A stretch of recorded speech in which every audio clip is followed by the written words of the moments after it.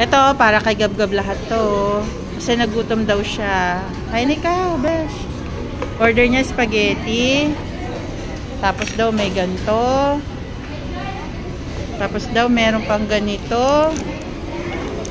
Oh. Wag yan, besh. Ice cream yan. Ito man yan, sa spaghetti. Oh.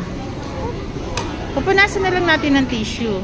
Tapos ito daw, ang gusto niya. Wow! Nagsimba kasi siya. Nagutom siya, kaya kailangan kumain daw siya. Sabi niya sa akin, besh, gutom na ako. Ayan.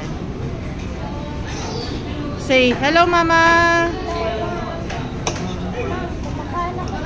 Ano masasabi mo? O, yan, yung pagkain niya. Siya lang umorder kasi busog pa naman ako. Salamat, besh! O, babay muna. Gusto mo ba yung pagkain mo? Kain na ikaw. Ah, nag-pray ka na ba? O, mag-pray ka muna.